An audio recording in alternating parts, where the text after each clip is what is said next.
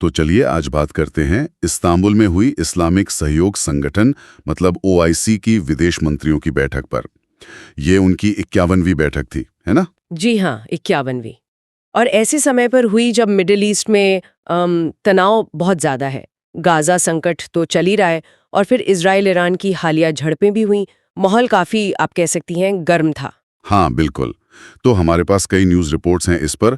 कोशिश यही रहेगी कि समझें कि इस मीटिंग से निकला क्या, क्या बड़े बयान आए और मुस्लिम देशों का रुख क्या दिख रहा है अभी के हालात पर। सही। थीम भी इंटरेस्टिंग थी इसकी, बदलती दुनिया में ओआईसी। बिल्कुल, और ये मीटिंग वाकई अहम थी।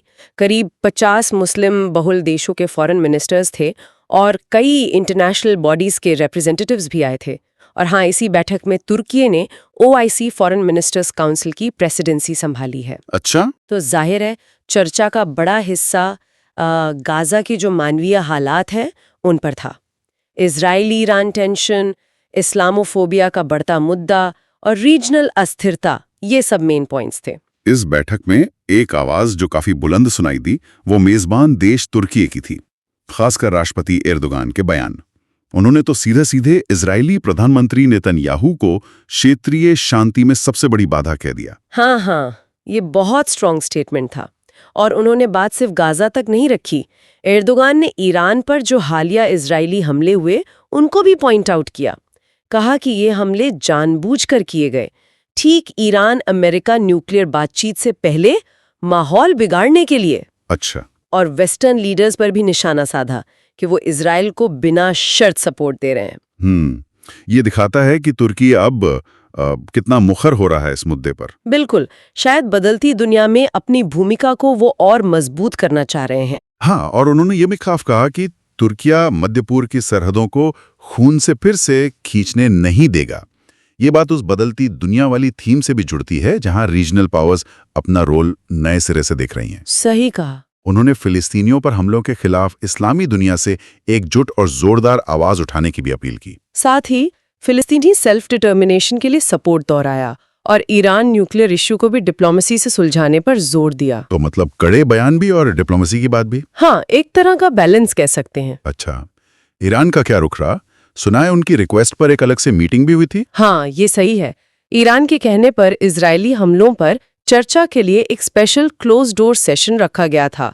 और इंटरेस्टिंग बात यह है कि ईरान के विदेश मंत्री अब्बास अरागाची, उन्होंने कहा कि ईरान डिप्लोमेसी के लिए तैयार है। ओह, तब तो सख्त बयानबाजी चल रही है। दूसरी तरफ बातचीत की खिड़की भी खुली रखी है, भले ही शर्तों के साथ हो। जी, ये कॉम्प्लेक्सिटी दिखाता है सिचुएशन की। तुर्की के विदेश मंत्री हकन फिदान, उनका बयान भी तो काफी तीखा था।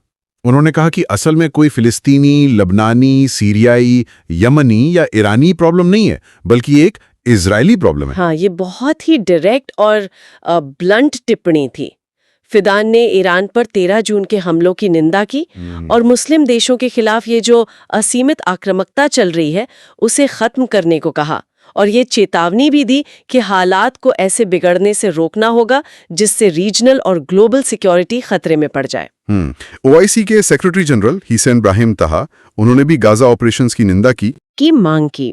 तो जाहिर है ये टेंशन और कॉन्फ्लिक्ट वाले मुद्दे ही हावी रहे होंगे या एजेंडा में कुछ और भी था? नहीं, इनके अलावा भी बातें हुई, जैसे वेस्ट में, खासकर यूरोप और नॉर्थ अमेरिका में जो मुस्लिम विरोधी भावना बढ़ रही है उसका जिक्र हुआ। सस्टेनेबल डेवलपमेंट, इकोनॉमिक कोऑपरेशन पर भी बात हुई और सूडान, यमन, अफगानिस्तान जैसे देशों में पीस बिल्डिंग के प्रयासों पर भी कमिटमेंट दोहराया गया। अच्छा, और कौन-कौन लोग शामिल थे इस बैठक में? मतलब कोई बड़े नाम? हाँ, करीब 1000 लोग थे।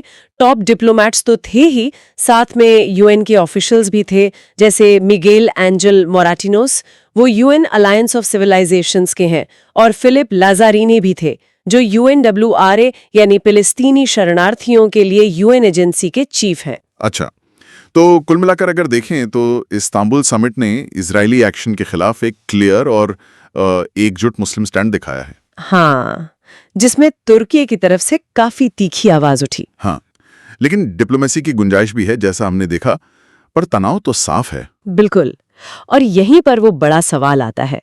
ओआईसी ने ये एकजुटता तो दिखा दी, पर क्या ये डिप्लोमेटिक प्रेशर जमीन पर कुछ असर डालेगा, खासकर तब जब बड़ी वेस्टर्न पावर्स इजराइल के साथ खड़ी दिखती हैं? ये सोचने वाली बात है। और इस बदलते जियोपॉलिटिकल माहौल का लंबे समय में रीजनल बैलेंस पर क्या असर होगा, ये देखना वाकई अहम होगा। बिल्कुल, इस पर नजर रखनी होगी।